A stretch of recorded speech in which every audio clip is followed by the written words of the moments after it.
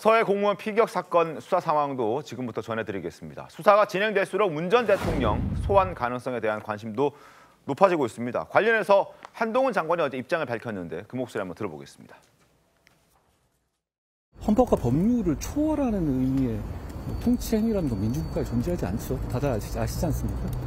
검찰에서 투명하고 공정하게 수사할 거라고 생각합니다. 그리고 제 기억으로는 문 전 대통령께서 대북송금 특검 당시 민정수석이셨는데요. 그때 김대중 전 대통령께서 관여한 것이 드러난다면 유감스럽지만 책임을 지셔야 한다. 이런 말씀도 하셨던 걸로 좀 기억하는데요.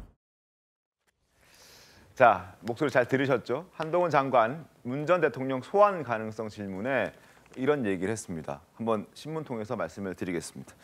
동아일보, 검찰이 서해 피살, 문재인 전 대통령 관여 정황을 포착했을 때는 조사할 수 있다. 가능성을 열어놨죠. 원론적인 얘기라고 볼 수도 있습니다. 문제가 있으면 수사해야 되고 잘못했으면 벌을 받아야 되는 건 당연하다. 그동안 한동훈 법무부 장관이 검사 시절부터 했던 그런 이야기이기 때문에 새삼스러울 것도 없긴 한데 여기에 대해서 문재인 전 대통령과 가까운 더불어민주당의 친문계 의원들이 이제 반발을 하고 나섰습니다. 자, 검찰의 칼끝이 문 전 대통령을 향해 있다. 국정상황실장을 지낸 윤건영 의원 TBS 라디오 출연해서 자, 문 전 대통령을 향한 것이냐고 보고 있다. 당연히 그 수순으로 가고 있다고 생각했다. 그리고 민주당 김영배 의원도 동아일보와 인터뷰에서 한 장관 본인이 수사 지휘를 안 하겠다고 여러 차례 공언을 했는데 이렇게 공개적으로 발언하는 것은 사실상 수사 지휘하는 것으로 볼 수밖에 없다. 이런 입장들을 내놓고 있습니다. 목소리 직접 들어보겠습니다. 무엇보다도 정부의 정보 판단에 대해서 수사를 하고 있는 거거든요. 수사 자체가 부당하고 그것이 문제라는 것도 모르고 전 정부에 대한 수사를 계속하고 있으니까 부당하고 또 어리석은 일이다라고 하는 점을 문재인 대통령이 지적하는 거라고 생각합니다. 대통령까지 수사가 사법적 판단의 대상이 될까요? 어떻게 보세요? 저는 현 시점에서 문재인 대통령까지 사법적 이 문제를 치고 올라갈 것이냐, 정말로 정치 보복을 해서 뭘 얻을 수 있을까요? 저는 궁극적으로는 얻을 게 없을 거라고 생각합니다. 서훈 한 명 잡기 위해서 대한민국 검찰이 총동원됐다라고 보시면 될 것 같고요. 검찰이 서훈 전 실장 구속시켰다고 좋아할 일이 아니라 저는 부끄러워해야 된다고 생각을 합니다. 자, 문 전 대통령이 과거 노무현 정부 때 수석을 하면서 DJ 김대중 전 대통령도 잘못했으면 벌을 받아야 된다 이렇게 얘기했던 것을 한 장관이 얘기했습니다. 자, 이게 원론적인 이야기인지 아니면은 의도를 갖고 한 건지 저희가 패널들께 한번 여쭤보겠습니다. 윤석 대변인 어떻게 보십니까? 원론적인 얘기죠. 죄가 성립되는 영역에 있어서는 국가형벌권을 발동해야 된다.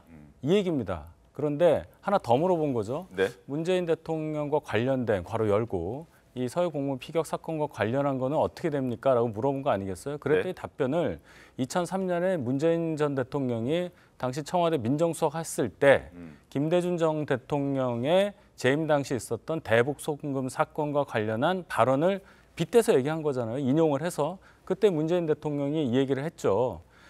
통치행위라는 것이 있는데 우리가 학문적으로 대통령이 국정 운영함에 있어서 사법적 영역을 뛰어넘어서 재량으로 할 수 있는 행위를 통치행위라고 통칭 얘기하는데 그것과 관계없이 김 전 대통령도 이 대북 송금과 관련된 점이 있다면 사법적 판단을 받아야 된다는 얘기를 본인이 했단 말이죠. 그러면 그 분에 대해서도 이분이 이제 대통령이 됐는데 국정 운영함에 있어서 이런 부분이 있다. 이것도 그럼 똑같은 잣대로 사법적 판단을 받는 것이 맞다라고 얘기한 건데 이게 어떻게 의도를 가지고 한 거라고 보고 가이드라인을 줬다 이렇게 얘기를 하는 것이 제가 볼 땐 참 안타까워요. 이 국어를 잘 해야 돼요. 뭘 얘기하는지를 알고 비난을 해야 되는데 지금 친문계 의원분들은 또 그 얘기는 안 듣고 뭐라고 세게 얘기하고 있습니다. 안타깝습니다. 그거 이전에 이제 정치적 함의라는 게 있죠.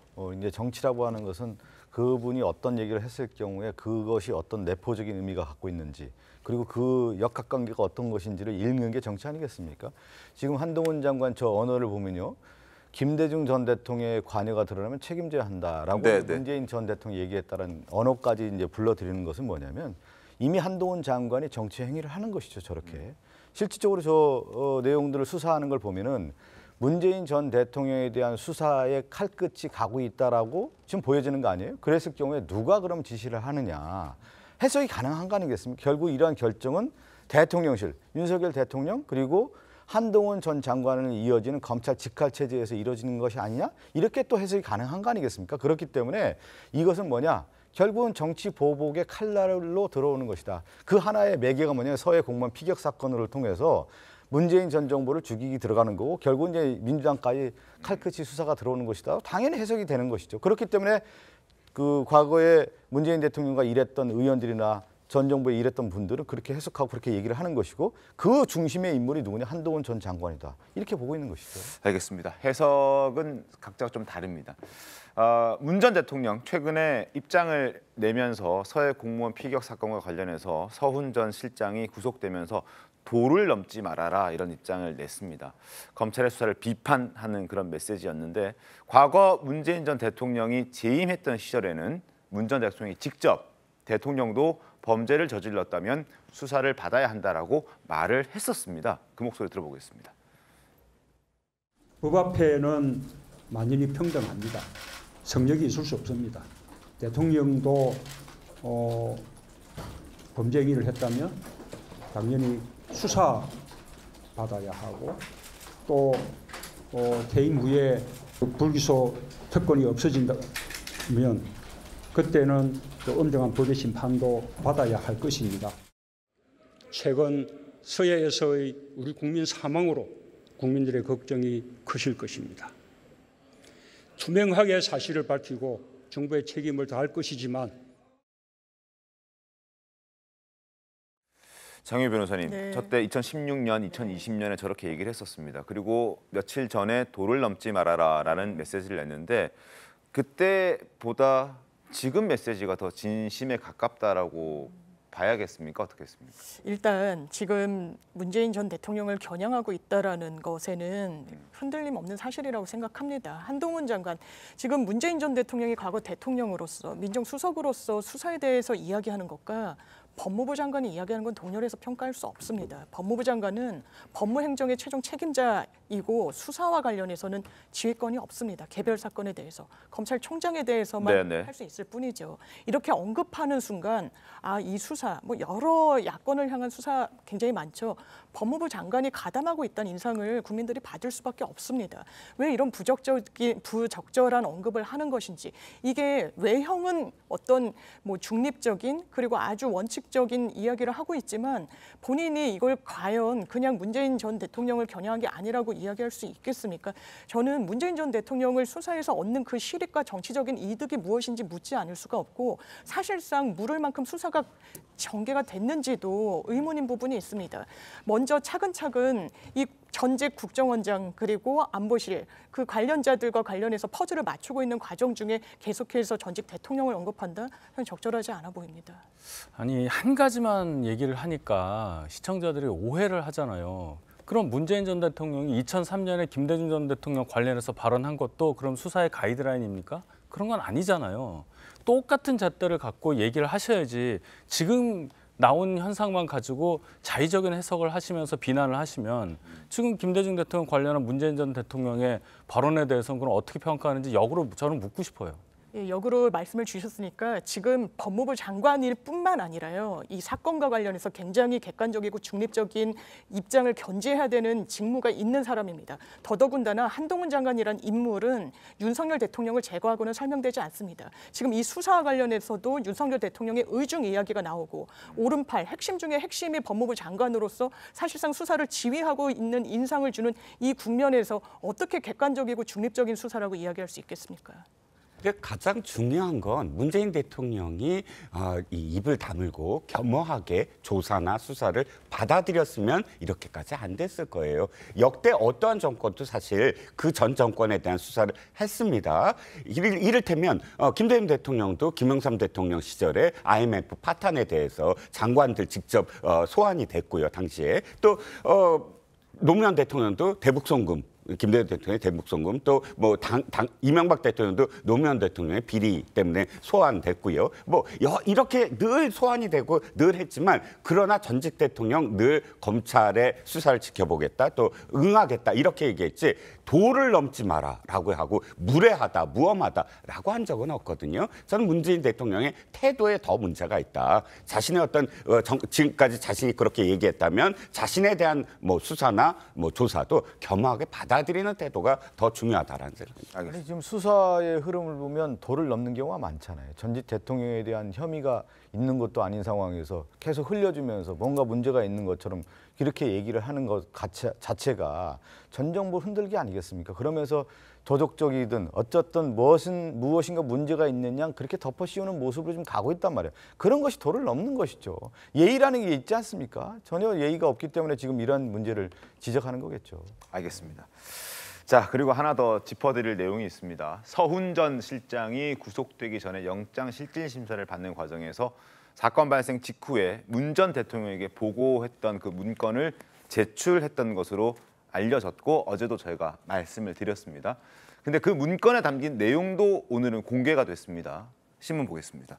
서울신문입니다. 살았으면 건지고 죽었으면 그냥 두라라는 북한의 첩보 내용이 있었다. 그걸 우리나라가 캐치를 했고 그 보고서에 이 내용이 포함돼 있었다고 합니다. 그 말인 즉슨 문 전 대통령이 2020년 9월 22일 오후 6시 30분에 보고를 받았을 때 적어도 이대준 씨는 피살되거나 소각되기 전이었다. 그렇다면 이때 왜 즉각적으로 움직이지 않았을까라는 의심이 듭니다. 어떻게 보셨습니까? 네, 결국에는 신문 내용을 보면 이제 이대준 씨가 사망한 시간대가 오후 10시 정도고 네. 그것보다 무려 이제 5시간 전인 오후 6시 반 정도에 이대준 씨가 이제 살아 있을 수도 있다. 요 첩보를 인지하고 이제 대통령 보고까지 됐던 상황이거든요. 그러면 결국에는 종합해서 생각을 해보면 그 5시간 동안 정작 이제 국민의 생명과 안전을 담보해서 즉각적으로 어떤 구조 조치를 할 생각은 안 하고 일단 일종의 뭐 정무적인 판단을 하는 동안 이 5시간을 허비했다. 이렇게 볼 수 있는 거고 또 이걸 공개한 것 자체가 또 법적으로는 약간 좀 자충수라고 보이는 게 이제 검찰 측이 이런 주장을 한 겁니다. 그럼 왜 구조 안 하고 뭐 했냐? 그러니까 이제 근데 6시 정도, 오후 6시 정도에는 이제 생존에 있을 수도 있다는 보고를 받았다. 이거를 제출한 건데 그럼 또 역으로 아니 그럼 알고 있었는데도 구조 안 했다는 거냐? 이런 얘기가 나올 수 있는 상황이라서 약간 좀 잘못된 증거를 제출한 것 같고 또 추가적으로 구속영장 청구 관련해서도 이게 물론 서훈 전 국정원장은 이게 사본이라고 얘기는 하지만 뭐 공문서를 지금 뭐 복사를 했던 어쨌든 이걸 가지고 어떤 식으로든 청와대에서 가지고 나왔고 그렇다면 향후 뭐 증거 인멸을 했을 가능성도 크겠네. 그렇기 때문에 구속된 사유도 되는 거죠. 그리고 이 내용이 만약에 사실이라면 문재인 전 대통령의 책임도 여기서 물을 수 있지 않겠습니까? 네, 그렇습니다. 지금 문재인 대통령이 어떤 보고를 몇 시에 어떻게 받았느냐 이게 지금 문재인 대통령의 그 실제로 어떻게 조치를 하고 어떤 명령을 내렸느냐에 대한 그 답이 나올 텐데 보시면 알겠지만 이런 상황임을 보고를 한 것이 이제 이 문건으로 드러난 상황입니다. 네. 그러면 직접적으로 제가 이해가 안 가는 게 이거예요.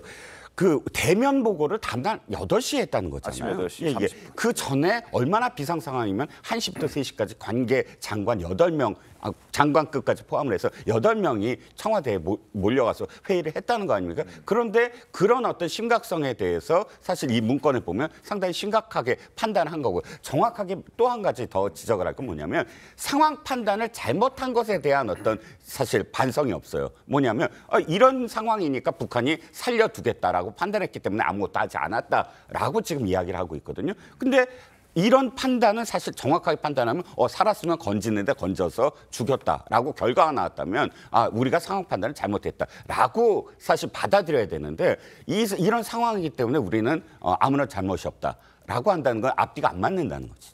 국민의 생명은 국가에서 지키는 건 매우 중요하죠. 그렇기 때문에 윤석열 정부에서 이렇게 이제 문제 제기를 하고 있는 건데 진실 규명이 있지 않겠습니까? SI라는 정보도 공개하면서 추후에 이제 공개를 해서 이게 과연 진실이 무엇인지를 명확하게 규명할 필요가 있을 것 같고요. 네. 한 명의 저 국민이 목숨에 대한 부분이 이렇게 소중하다고 하면 지금 이태원 참사 158명에 대한 참사 사건에 대해서 정부가 더 적극적으로 나서야 되는 것이죠.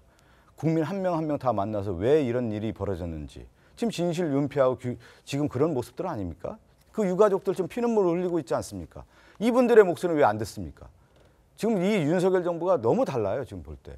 158명의 유가족 지금 한 번 한 번 만나서 들었습니까? 다 갈라놓고 지금 말이에요. 이런 모습을 볼 때 국민의 생명을 지키겠다고 이 서해 공무원 사건에 대한 얘기를 하고 있는데 지금에 있는 사건에 대해서는 왜 이렇게 목소리를 안 내고 잠잠하게 있는 겁니까? 저는 그것이 좀 도대체 이해가 안 갑니다. 좀 중요한 얘기를 하고 있는데 별건을 가지고 답변을 하시면 곤란하죠. 지금 서해 공무원 사건에 대해서만 얘기하고 있습니다.